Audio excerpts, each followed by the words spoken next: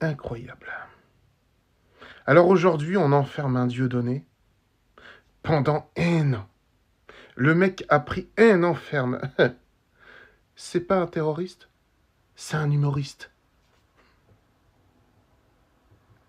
Et puis tu as un Bruel qui est libéré, qui va se balader tranquille, qui est soi-disant fortement impacté par ce qui se passe en ce moment pour lui. Il est en dépression.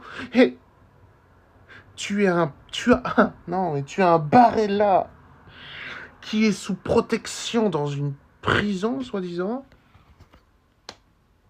qui, on sait, a violé, on va dire les termes, qui a violé cette gamine.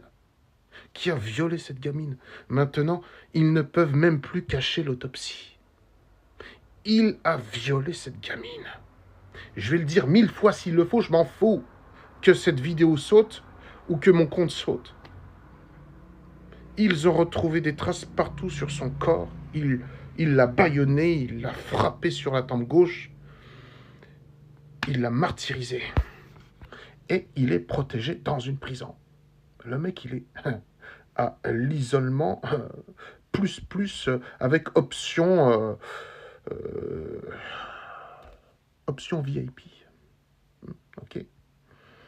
Et on enferme un Dieudonné pendant 1 an ferme.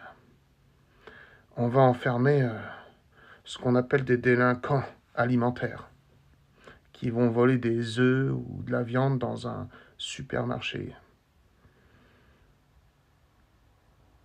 Et on va accueillir Trump à Versailles.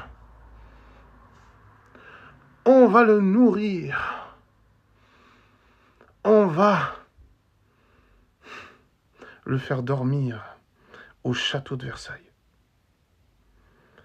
Telle une princesse, aux frais de la princesse, aux frais des Français. Et on va t'arrêter, toi Français qui crève de faim. On va arrêter un humoriste. Parce qu'il a dit des trucs pas bien sur les étoiles étoilées qui brillent, mais n'indiquent plus rien.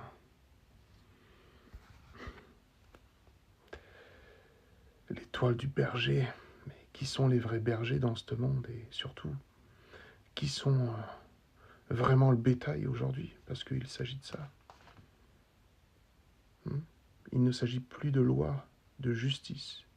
Il s'agit de contenir le bétail, de le parquer pour mieux le dévorer.